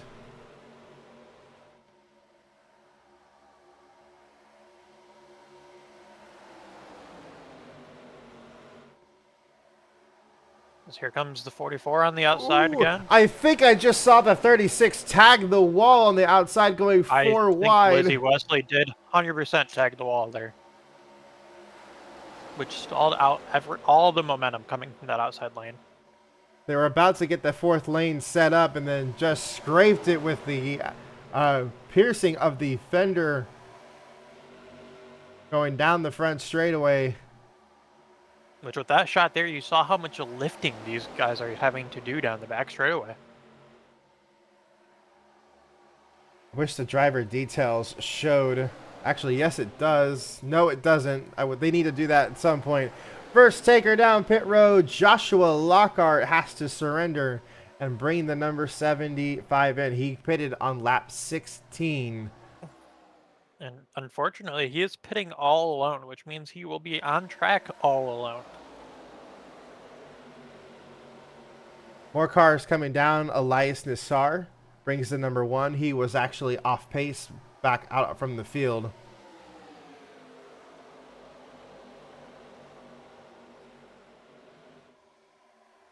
These are going to be the important parts. We should be seeing more cars coming down. About 5 cars pitted on the same lap cycle last time, but drivers like Adam are stuck there on the outside. I don't know if they're going to be trying to bring their cars down or not this time through. I would hope not from the outside. We got one taker coming down. It's Lizzie Wesley, the car that hit the wall, as well as Makoto Kino and Jeff Cannon, all bringing their machines down. Got a separated pack leading at the front here with Zach McAdoo and Aaron Douglas. Brett Pritchard as well. Getting loose down the outside, being pushed by the 41. 44 cars being loose just makes it faster. Oh, it almost attacked there from Elias Nassar and Brad Hughes as he rejoins the racetrack. Which I would almost put fault on that one on Brad Hughes. Elias was rejoining the track where he needs to. Yes, he could have stayed down a little bit more, but there's no one on the outside. That or spotter failure, because they should have been communicating, both of those drivers, when they were clear or not clear. Yeah. Front pack stays out this time by. Fastest lap last time by was from Jay Langelier, the only 51-second lap time of the race. Adam Douglas brings his race machine down. He is the only one in this cycle. He does not want to be seeing that. No, he's going to be all alone unless he can basically do what we just saw Elias do and kind of just jump in pack. But that could also cause a massive crash. We're seeing some early stops here and a little bit of varying strategy. Some of these drivers that came down took 2 tires, and some of them took fuel only to make the pit stops quicker and gain an extra few seconds. And that's what also Adam did. One of the fastest of the drivers that came down for a splash of fuel kept it under 5 seconds. Good pit stop there for the 40 crew. Top pack stays out once again. A couple takers this time. Caitlin Muir and Joseph Anesto bring their machines down. Caitlin heavy on the brakes. And we have a debris being called on the racetrack from the number 36 machine. Yellow flag has been called.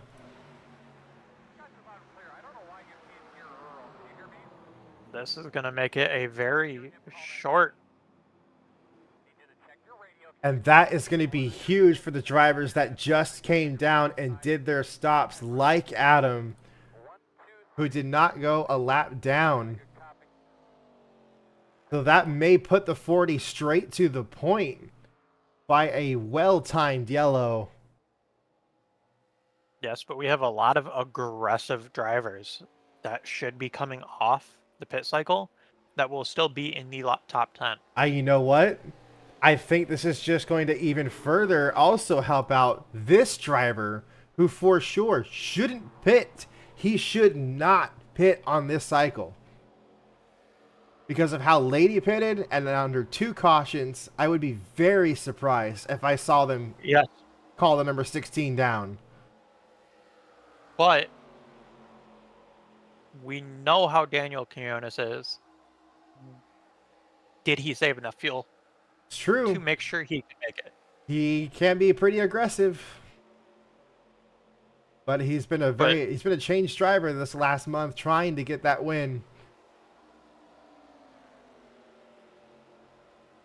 but with how little cars we saw, pit, it's going to allow, probably the top 5 that are there now should still be like within the top 10, maybe just outside the top 10. And there's, well, all 5 of those drivers are very aggressive drivers. This is going to be the important call here. Which drivers are going to make it down? Which ones are going to gamble it to the end? Because you're having a second caution coming through here. There might be enough to save to get to the end. And it could be a huge gamble. And here it is. Everybody bringing it down. And does that include the 16? It looks like it. I don't see anybody staying out yet. Look who's staying out. The Elias 16. Nassar, Daniel Quinones, trying to one-stop the race. Saved enough fuel on the first one. They think they have enough for this one. Elias was a lap down, so this should put him back on the lead lap. That's He is true. Let off me the throw him pace, but around. Let me throw him around real quick. off the pace, but back on the lead lap is still a big help for that team. I can't because it Had a, shows him as lead lap, even though he's not lead lap. well, then he got the actual wave around. Lucky dog.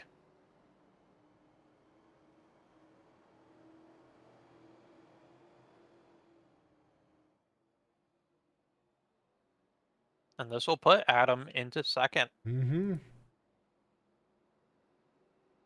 There's the cars off the battle from pit road. Some interesting calls that I need to point out.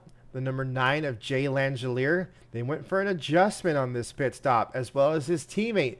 The number 26 also went for an adjustment on this. We saw they potentially did the same with Daniel Quinones on his stop either because it was so slow. I wonder if they're applying the same thing to the other Reckless Racing cars for this last little restart. We had one car come down and opt for 4 tires and fuel, and that's going to be the teammate to the number 40, Deacon Jones. This is the only car this race besides Rob McPherson. So the Chevys going for 4 tires and fuel is an interesting call. Yeah, we have multiple cars with gas only. We have some with 2 tires.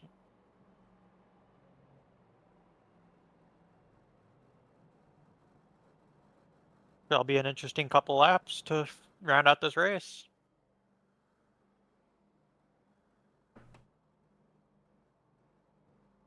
There we go. Lights on the pace car should be going out this time by. We're going to have a shootout going to the end. Remember, scheduled distance only. So it's very possible that next flag could end this, whether it is the checkered or the yellow. And the driver get lucky with the pit with the timing of the yellow. That's Adam Douglas, who got shot up to the second place position. And the gamble for having a light race car. Daniel Quinones up here at the front, getting some laps led in.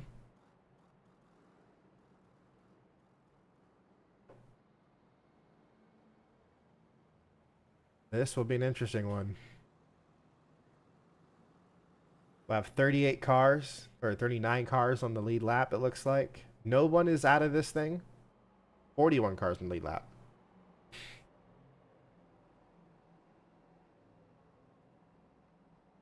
Haven't had any major wrecks, just had a caution for the debris from one of the cars hitting the wall. That was the number 36 of Lizzie Wesley, which, by the way, she is in the 4th position.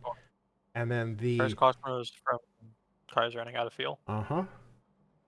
We may be able to go home from a Talladega race weekend with not a single car torn up. No, don't say that yet. They got 6 laps to prove us otherwise when we go back to racing. Championship on the line. Currently, right now, but the battle between Brandon Crasta and Aaron Douglas, they are separated by 11 positions. Where they sit currently, Aaron would leave the race with the points lead. But a lot can happen in those 6 laps.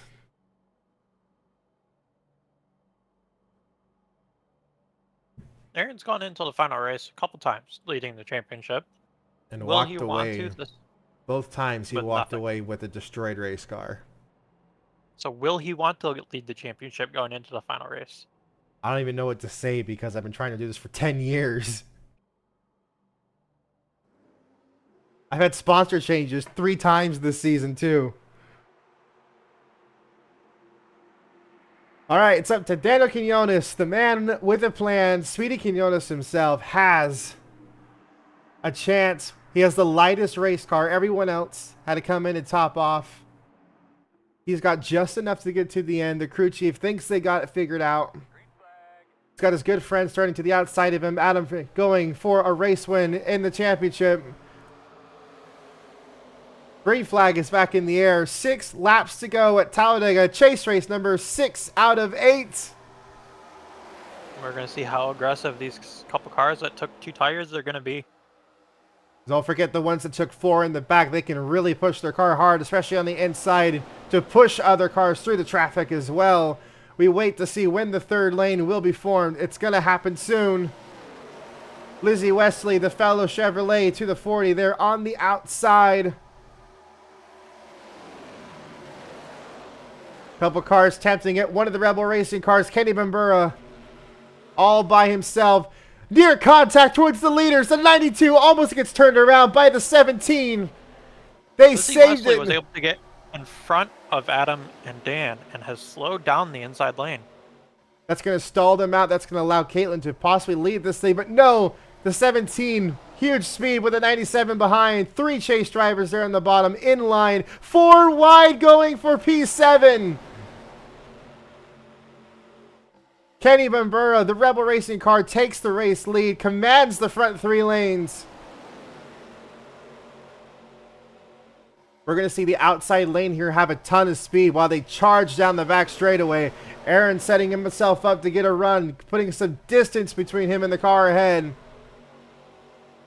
So you think Aaron's happy with the car he sees behind him right now? No, he does not, but that's one of the cars that they are always around each other. Xavier trying to make a move here on the outside. 4 wide contact car going around. Caution is out with 5 to go, and the big one happens here towards the end of the race. This is going to have to be a quickie caution if we want to get back to racing again. Many drivers are involved.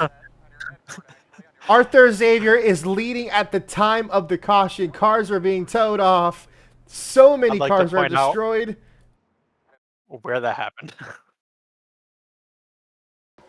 And right in front of us. How did we not get involved? The first part of that accident happened in front of the 9744. The second part of that happened right behind the 9744. Look at the chaos that is going on. Let's check in this camera this time. We can watch what happens.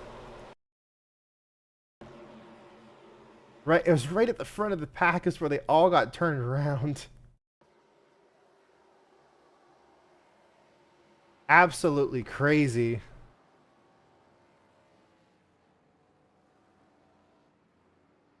Let's check in on where our top 5, our current positions are now. It's Arthur Xavier, Tim Salmon, Kenny Bambura, Zach McAdoo, Justin Franklin, Deacon Jones, Marissa Miranda, Caitlin Muir, Aaron, and Brett Pritchard is your top 10.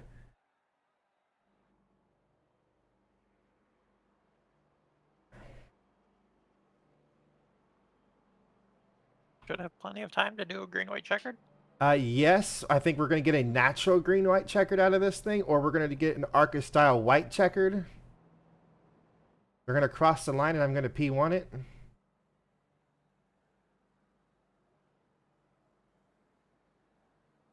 We're going to restart on lap 49, so it will be a natural green-white checkered.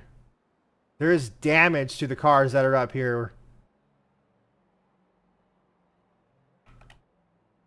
Okay, lights on the pace car out. We will be going green flag racing. We have just enough time. Next flag for sure will end this race. Mhm. Check out the cars we have up here. These two drivers side by side, Aaron and Brett, with the wreck unfolding right in front of them. We're going to ride on board with Aaron through this thing as it happened right in front of him. And this is also the reason why. It's because Aaron was storming after making the gap on the bottom. Contact there with Andy Beeler in the Perfectly. 92. And that 44 car did not lift a single bit. No. Keep going, I'd like keep to say going. that was another incident we have caught live during this Yes. Talladega Yes, weekend. we have not missed a single bit of the action somehow. That was the first wreck, and it's because I said we are going to go home clean. I jinxed it horribly. Uh-huh.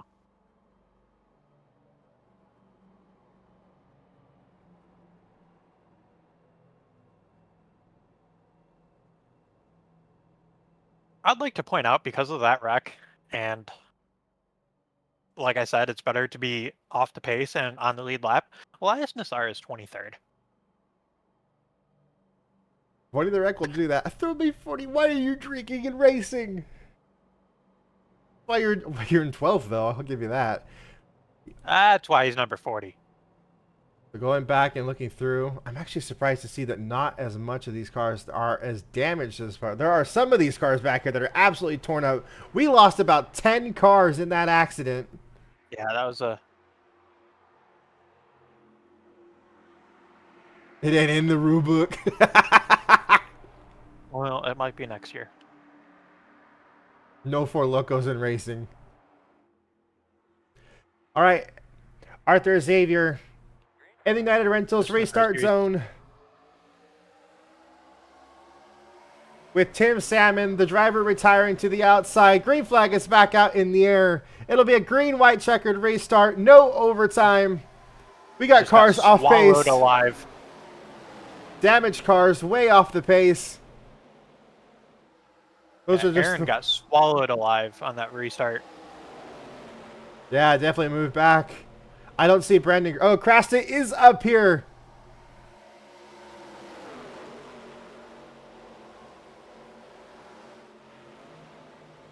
In the 17th position. He is involved with this pack still, so there are still points being put on the board. Arthur Xavier still leads this thing with the one of the best plate teams that we have in the sport. Rebel Racing's 82 up here pushing the Douglas Motorsports 87. And the outside lanes are being formed. Here comes Zach McAdoo being pushed by one of the 4 tire stopped cars. Deacon Jones moving up. White flag. Aaron trying to form a third lane. The outside lane has to do something now. We saw him do this before. Is it going to be good enough? He rocketed through the field last time. Don't know if he has enough help or enough car to do it. I don't think so either. No other movement has been made since the green flag. And they scatter behind. They get out of line. That may be the best thing to happen here for Arthur Xavier, who nearly won this thing with the Team International last year. Led so many laps even at Michigan. Being pushed by another one of the satellite teams. Checkered flag is out. And Arthur Xavier for Douglas Motorsports ends up taking the win at Talladega, followed by Kenny Mambura, Deacon Jones, Tim Salmon, and Timmy Weathers. Then it's Brad Hughes in the number 7, Zach McAdoo in the 17, Brett Pritchard in the 44, Daniel Quinones, the driver who gambled for it all, and then Caitlin Muir. We only had 2 chase cars finish in the top 10. Check this out. Aaron finished one singular spot ahead of Brandon Krasta, which means that the championship going into the final 2 races will be separated by just 8 points. I was going to say, all of the contenders for the championship basically finished all together. So this should mean that if you're in the chase now, you should still be in the chase. next weekend.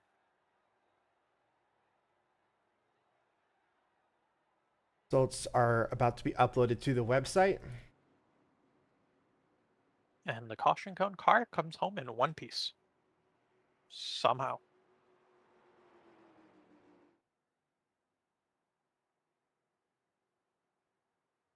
Oh, Oh, yeah? yeah.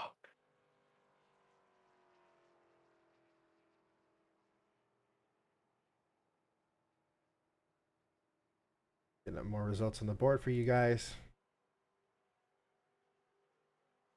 Results are being uploaded to the website. Look at that. What I said.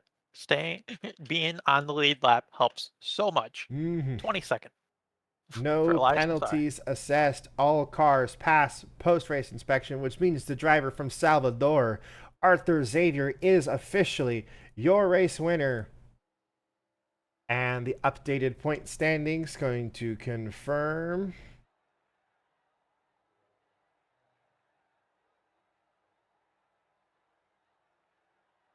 But yes, Aaron is there behind by 8 points. Adam will shoot up from 6th to 3rd, now back by 17 points. Nick Fountain back by 18 in 4th. Austin Yoakum is back by 24 points. And Jay Langelier is also there. And actually, I think even Deacon Jones may still have a shot at this thing if the races can go his way. This did bring things back together for some of the drivers. 2 races left in the season. The Charlotte Hall of Fame night race weekend is next week. It'll be the championship for the Truck Series. It'll be that'll be the penultimate round for both the Pro Series and the Premier Series.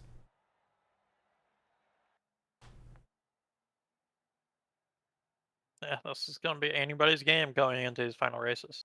Nick Fountain joins Aaron in being one of the only drivers to have over 200 laps led. He led his 200th lap this race. And Zach McAdoo joins Aaron and Deacon Jones in having double-digit top 10s as well. And Adam is the highest driver without a race win, sitting 3rd in the chase, 17 points back from trying to get another championship.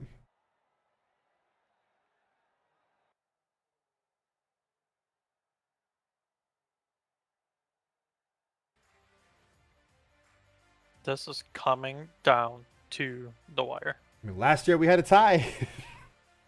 Oh, talking about ties, the best of the worst are now tied. I love That's that. Daniel Quinones and Ryan DeLusso.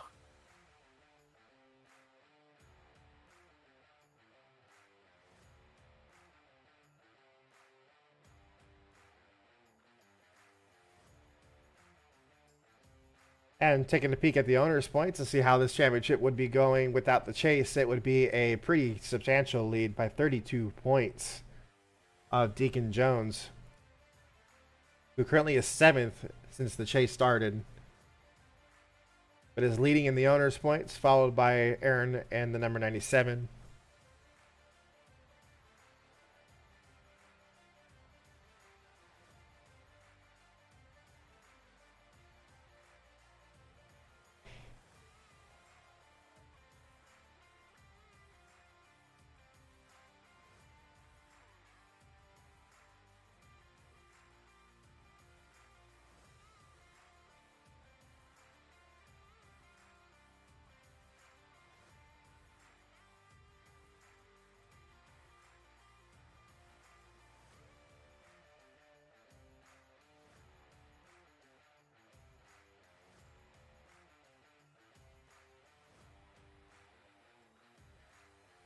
Yeah, I am surprised it actually went as well as it did. Okay, cool.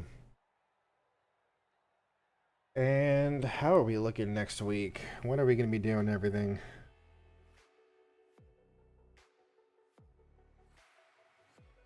I don't know. I'll be open. Yeah, it looks like actually I will be as well. So Friday at the usual time 7 Pacific. I will be streaming the in-car camera of myself racing there at Charlotte. That will be an online race, and if you do wish to participate, you need to go to unitedracingdesigns.com and go to the Join Us page if you want to race in the online racing leagues.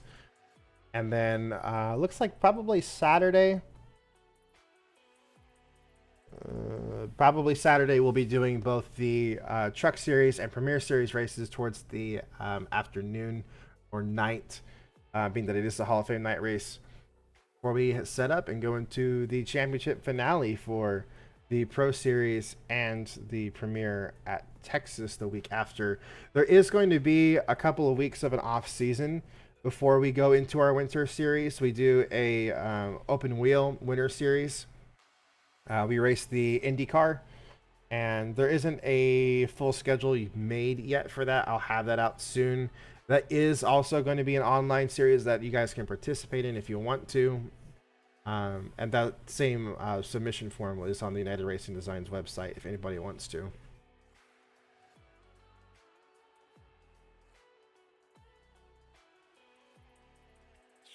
I will probably be sitting the off season out. You've got a busy off season to do.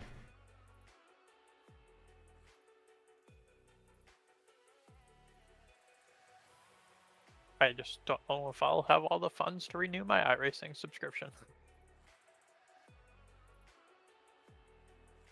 That's also fair.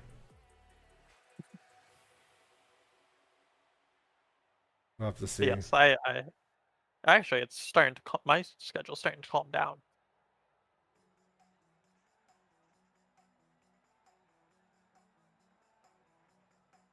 Should we raid into another iRacing user or someone who is subscribed to the channel?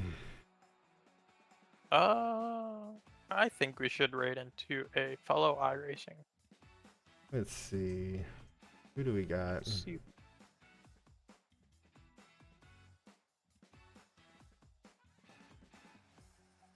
iRacing. Who is doing iRacing right now?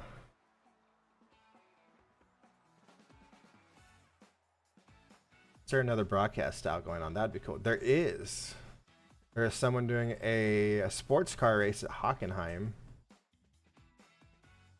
And they got a broadcast style going on.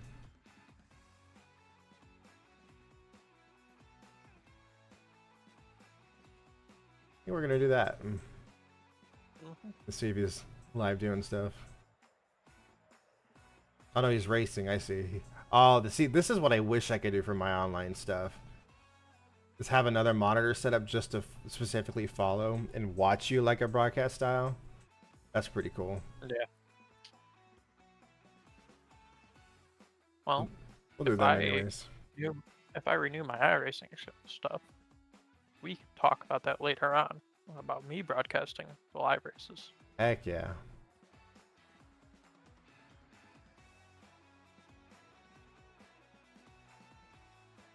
Do it for FARCA. Even though I'd like to keep racing. I will be I will make it to the Pro Series final.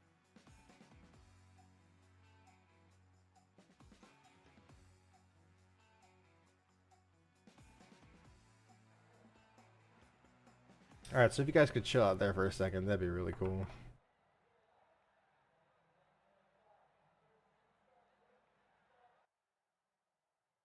Alright, we're going to send that off, and we'll be back on Friday.